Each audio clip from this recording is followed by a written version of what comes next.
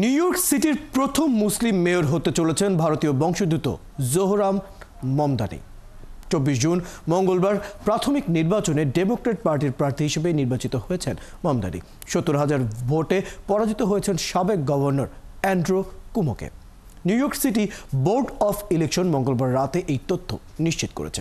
বিস্তারিত জানাচ্ছেন new York প্রতিনিধি Tofazzal Liton. New York city প্রাথমিক মেয়র নির্বাচনে ডেমোক্রেটিক প্রার্থী হিসেবে নির্বাচিত হয়েছেন 33 বছর বয়সী জোহরান মামদানি। আগামী 4 নভেম্বর চূড়ান্ত নির্বাচনে মামদানি জয়লাভ করলে তিনি হবেন প্রথম দক্ষিণ এশীয় এবং প্রথম মুসলিম মেয়র। মামদানি বলছেন যে এই শহরে আমাদের জন্য বসবাস কঠিন হয়ে পড়ছে, কারণ সব কিছুর দাম বেড়ে গেছে। শহর সাধারণ লোকের পাশে নেই।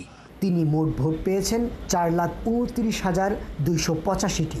তার নিকটতম প্রতিদ্বন্দ্বী অ্যান্ড্রু কুমো পেয়েছেন 36.4% ভোট।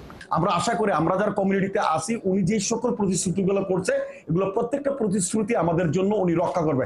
যেহেতু কেউই 50%-এর বেশি ভোট পাননি, তাই বোর্ড অফ ইলেকশন এখন দ্বিতীয় পছন্দের দিকে ভোট গণনা শুরু করবেন। এখানেও মামদানি এগিয়ে থাকবেন, কারণ তৃতীয় অবস্থানের ব্র্যান্ড ল্যান্ডার ইতোমধ্যে মামদানিকে সমর্থন দিয়েছেন।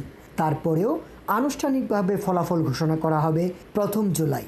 আমরা যদি মাইনরিটি কমিউনিটি এই প্রাইমারি নির্বাচনের মতো যদি অংশগ্রহণ করি, জোহরান মামদানিকে ভোট দেই, তাহলেই তার ঐতিহাসিক বিজয় অর্জন করা সম্ভব হবে। জোহরান মামদানির মা বিখ্যাত চলচ্চিত্র নির্মাতা মীরা নায়ার। তার বাবা কলম্বিয়া বিশ্ববিদ্যালয়ের রাষ্ট্রবিজ্ঞানের অধ্যাপক মাহমুদ মামদানি। জন্মগতভাবে ভারতীয়, জোহরান মামদানি 2021 সাল থেকে new York state assembly member হিসেবে দায়িত্ব পালন করছেন ডিস্ট্রিক্ট 36 এর জন্য। অতি উদারপন্থী শহর হিসাবে পরিচিত নিউ ইয়র্কে সাধারণত ডেমোক্রেট প্রার্থী জয়ী হন।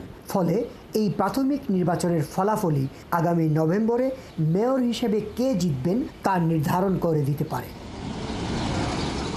তোফাজ্জল লিটন, 71, নিউ ইয়র্ক, যুক্তরাষ্ট্র।